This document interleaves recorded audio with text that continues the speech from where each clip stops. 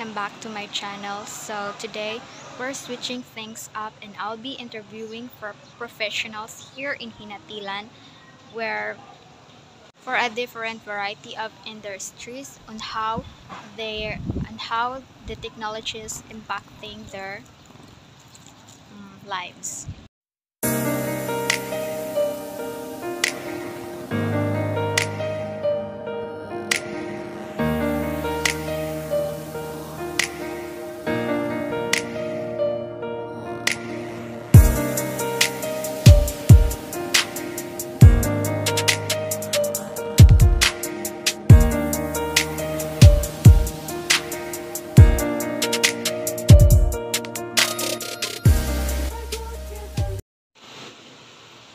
Hi everyone, I am here at Comelec of Hinatilan. I am here to interview Mr. Fernandez.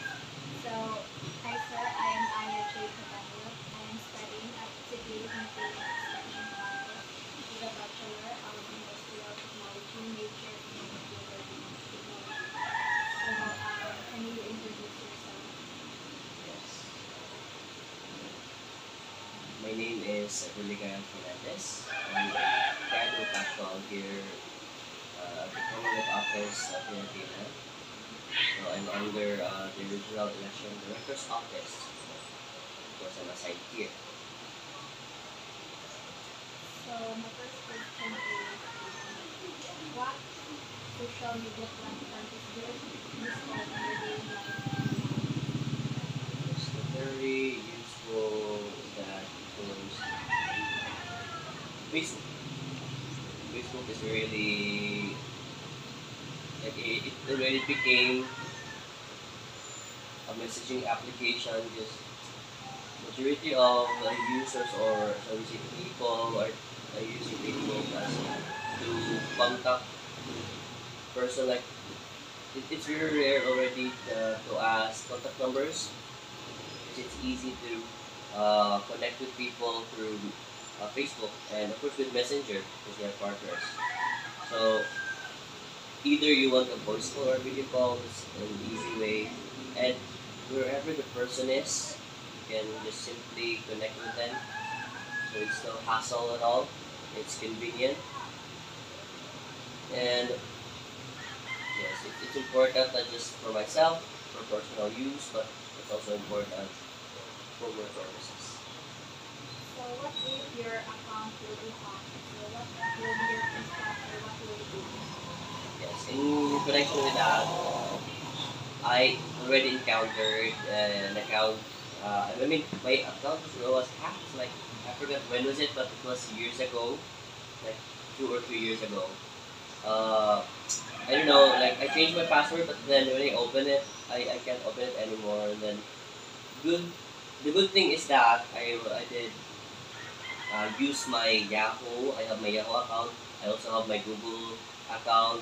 So I mean, there's an email there that there was an attempt of login, but it the person who hacked my account successfully use it, block my friends, leave the group just that I'm in, and then chat random people with I don't know with screwed up English, and then I found out that the user or the hacker is from India.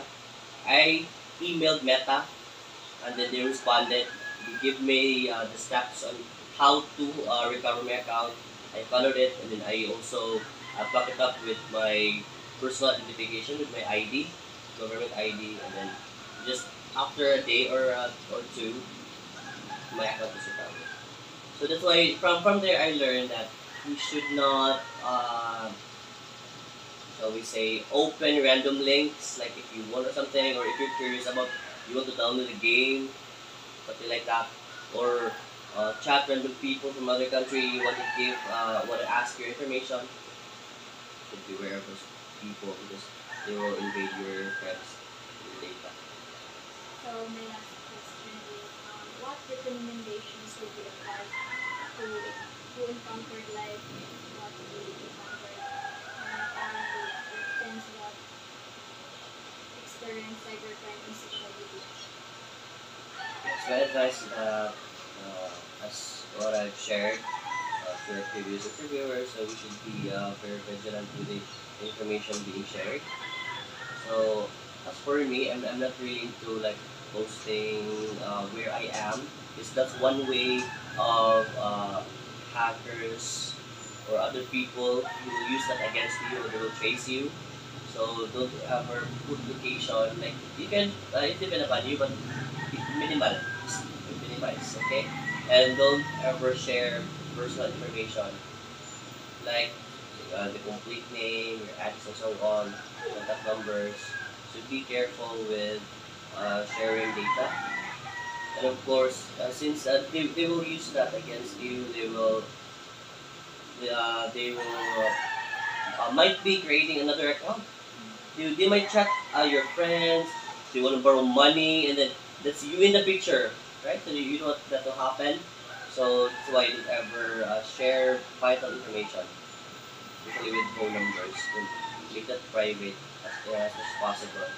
But that is for me, since I already learned my lesson from hacking, and to prevent those hackers, those how will you call them, those disparate people who wanna try to use them for profit or for their own good, I mean for their own benefit, but you will be affected with it. So yes, just learn. Okay, just education is really important. You need to know what the do's and don'ts when using social media. You need to read privacy terms and conditions when using the application. Okay, you should not always follow the trend because that's more likely to happen. It's a trend we apply or we come to adapt that one and it might affect our privacy or information. Okay, so yeah, that's it. So just be very careful, read, and if you don't know what it is, search, or even you can use AI to ask about that one. Okay, before clicking or before doing an action. If you're not sure, don't click it. That's it. Thank you, sir, for your time. You're welcome. Introduce myself first. I am Aya J. Cabanyo, and I am studying at City Hinatilan Extension Campus with a Bachelor of Industrial Technology major in Computer Technology. So I am here today to interview about new technology. So may I know your about yourself? Actually, I'm Darlie A. Javier. I completed my bachelor's degree in civil technology, and from today from Cebu Technological University main campus, and kapil ang professional yan wala na. Kapil. And as of now, I work as an assistant engineer from in primary group of builders. And So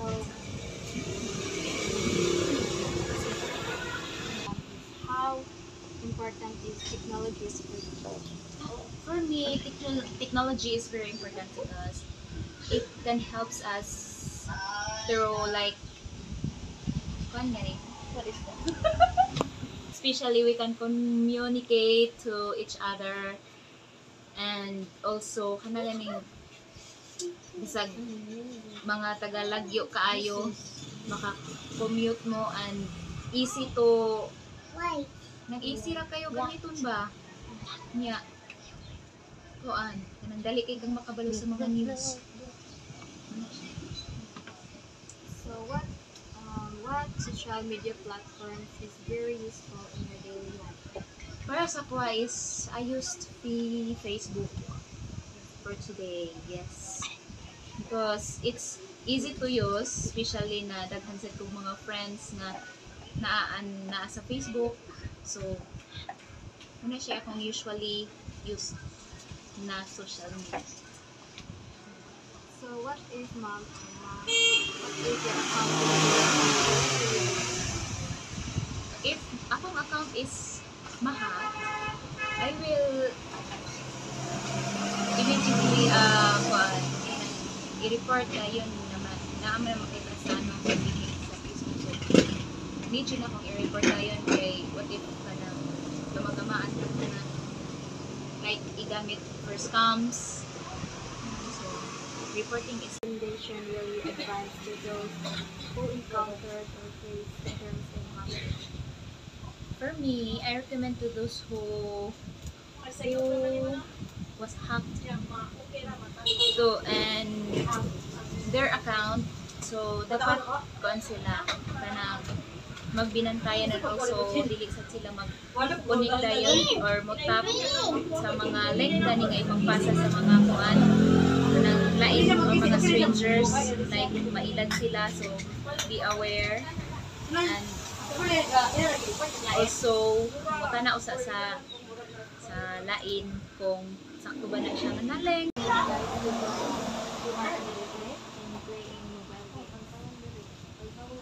For me, my advice to those young boys or girls is that dapat i-control nila lang self na dili always maggamit about sa mobile games. It's because madaot na siya tapos madaot na sa imong healthy lifestyle. And then also kuan sa tanan makadaot sa nasa inyong pamilya and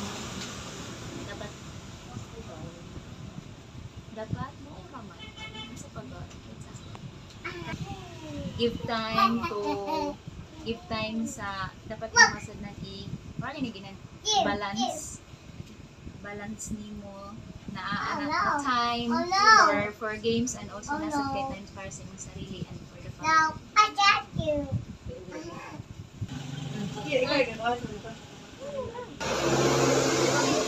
Oh no. Oh no. What can you advise to those followers? Oh no.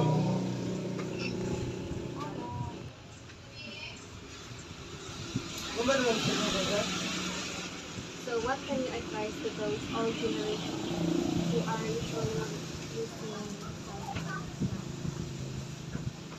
First ako, especially sa mga old generations, like, di pa man kayo na sila kahibalo, no? So, dapat sa sila mo be vigilant because, daghan na kayo ron ang mga scammers mo ilag sa scammers or katra natin na attack, especially using social media. So, dapat dili sila maguna-una o kuan gani kanang na sa muna kasa maguna tuplog or magpataka lang sila o kuan tupok sa LinkedIn and also kanang dali kina silang mailad, so dapat kuan sila need sila na advice sa mga kabal. Thank you for your time.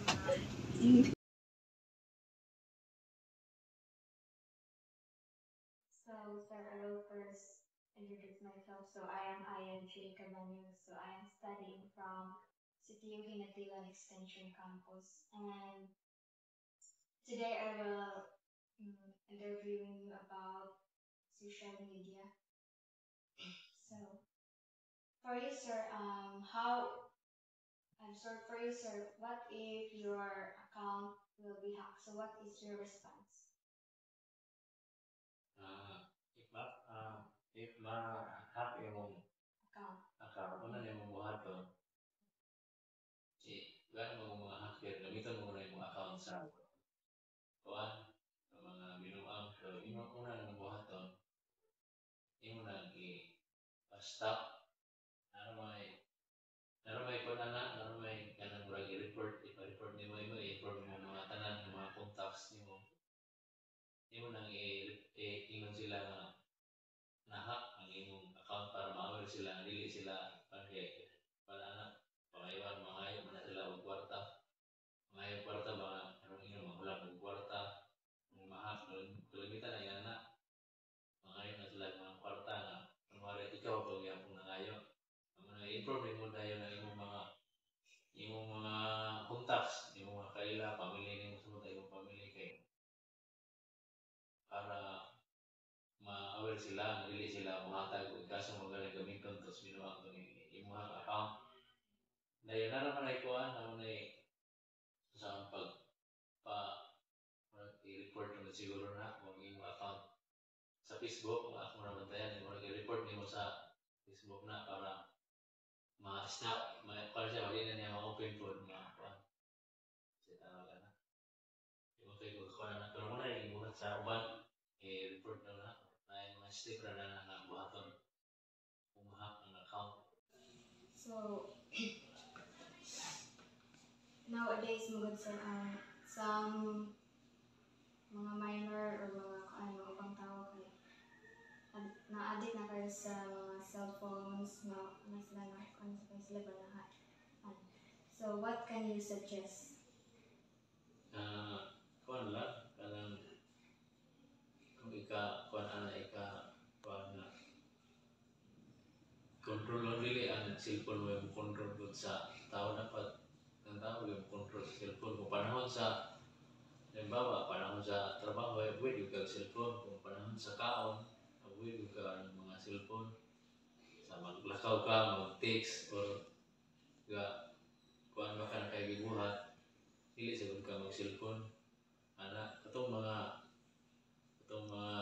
kuhan na gyud na magunay mga epekto sa lawas sumot na ang may mga radiation so kuan pero kung abot sa pag-control nila iso mag-control nila kay katungod mo nila ilang kung kuan ilang bagay ba ano mo na sila na mo na ilang purang katungod so ato ra advice ra kung buhaton nila mas maayo kung report maayo pero na dili na pasulabi yung cellphone kay makadaot ang puna tanan nga mga sobra makadaot na sa kuan atong panglawas maapektahan po na atong kuan atong trabaho o sa atong pamilya dili na kayo kalihok sa balay tungod sa cellphone dili na ka masugo dili na samot na sa mga kuan dili na masugo kay masugo magaling maulahi kay tungod na cellphone dili lang pasulabi kung dili ra importante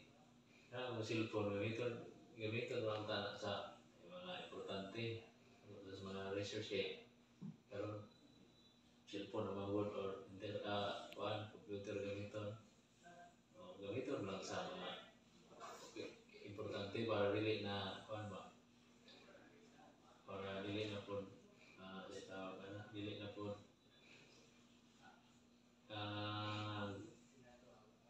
para napakaitay nga makatabang sa inyong pamilya kay napakay trabaho nga matrabaho po sa kontrol na yung kagalingon mo na. So, sir, how can you avoid like the scams? Sir? Kuan ba dili lang nimo ipanghatag imong dili nimo i-share ang imong mga password imong mga OTP yan lang nga dili nimo na i-share para dili na magamit sa uban na dili nimo ipangkuan naman na ikuan sige nga dili nimo pwede ikaw rin nakabalo sa imong password mga password imo ayo i-share.